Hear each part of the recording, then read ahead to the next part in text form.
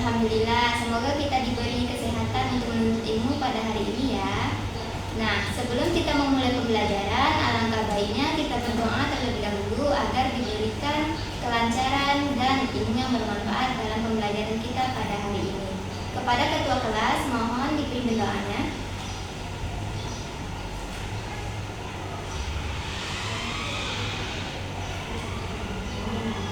Nah, Ibu cek kehadiran dulu ya, Nada. Apakah semuanya hadir? Baik, Alhamdulillah semuanya hadir ya.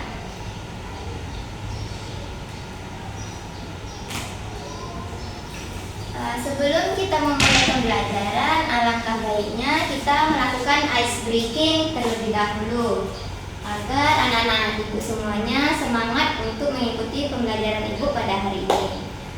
Perhatikan ibu terlebih dahulu, nanti anak-anak semua ikuti apa yang ibu lakukan. Tepuk fokus, melihat, mendengar, fokus. Apakah bisa semuanya, Nanda? Bisa. Oke, kita ulangi lagi sekali lagi. Tepuk fokus, melihat, mendengar, fokus. Oke, kita ulangi bersama-sama. Tepuk fokus, melihat, mendengar, fokus. Baik, sudah fokus semuanya ya Nanda? Sudah semangat untuk mengikuti pembelajaran Ibu hari ini. Baik, sebelum kita memulai pembelajaran, Ibu ingin bertanya, siapa yang masih ingat pembelajaran kita minggu lalu? Baik, Ananda silakan. Betul, kita telah belajar tentang pengertian taharah. Siapa yang bisa menyebutkan pengertian dari taharah? Ya, Ananda silakan. Nah, betul. Taharah artinya bersuci dari hadas dan najis agar ibadah yang kita lakukan menjadi sah. Jadi, pembelajaran kita pada hari ini tentang kedudukan air dalam bersuci. Ibu ingin bertanya kepada Ananda semua. Jika kita ingin melaksanakan sholat, apa yang kita lakukan terlebih dahulu? Ya, Ananda silakan. Ya, betul. Berwudu atau bersuci. Nah, jika kita tidak bersuci atau berwudu terlebih dahulu sebelum melaksanakan sholat, apakah sholat kita sah, Nanda? Ya, betul sekali, sholat kita tidak sah. Maka pembelajaran kita pada hari ini adalah kedudukan air dalam bersuci.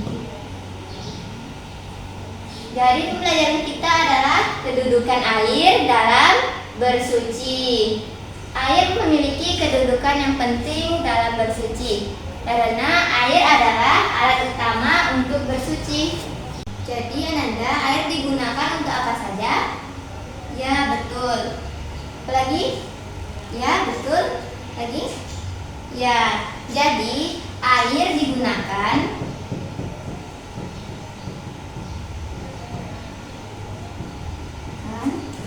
untuk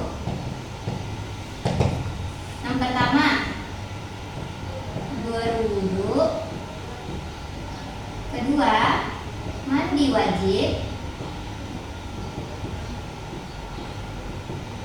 dan yang terakhir untuk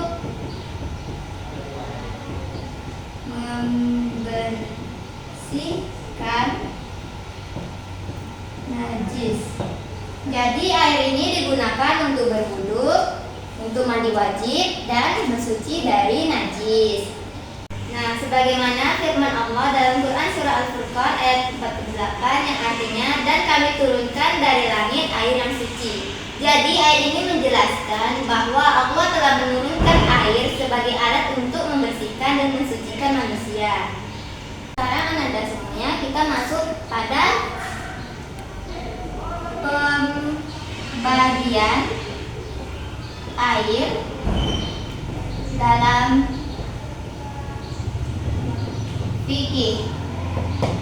Yang pertama, air suci dan mensucikan. Kedua, air suci tapi tidak mensucikan. Dan yang terakhir, air mutanajis. Jadi Ananda, pembagian air dalam fikih ini ada 3. Yang pertama air suci dan mensucikan, kedua air suci tapi tidak mensucikan, dan yang ketiga air mutanajis. Jadi air suci dan mensucikan ini adalah air yang asli, tidak berubah warna, bau, dan rasanya.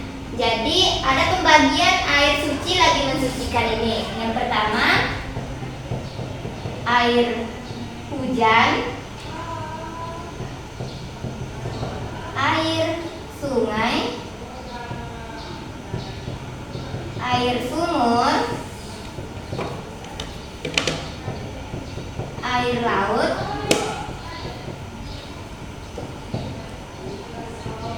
air mata air,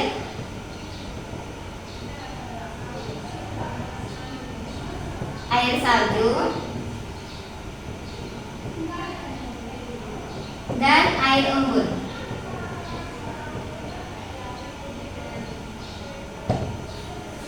Jadi ada 7 macam air suci lagi mensucikan. Jadi ketujuh air ini dapat kita gunakan untuk bersuci. Ada lagi selanjutnya adalah air suci tapi tidak mensucikan. Jadi air suci dan tidak mensucikan ini, air ini suci tapi tidak bisa kita gunakan untuk bersuci karena dia telah berubah warna, bau, dan rasanya. Contohnya seperti air teh, air kopi, dan air sirup. Jadi Ananda, apakah air-air ini boleh digunakan untuk bersuci? Ya betul, tidak boleh. Kenapa tidak boleh Ananda? Ya betul sekali, karena air teh, air kopi, dan air sirup itu sudah berubah warna, bau, dan rasanya. Selanjutnya adalah air mutanajis, di mana air mutanajis ini adalah air yang terkena najis, seperti air yang terkena darah, air yang terkena kotoran. Jadi air yang jenis itu tidak bisa kita gunakan untuk bersuci karena dia tidak air suci lagi tidak mensucikan. Jadi Ananda semuanya, pembagian air dalam fikih ini ada berapa Ananda? Ya ada 3. Apa saja? Air suci lagi mensucikan, air suci tapi tidak mensucikan, dan air mutanajis. Selanjutnya pembagian air suci lagi mensucikan itu ada 7. Apa saja Anda? Coba sebutkan.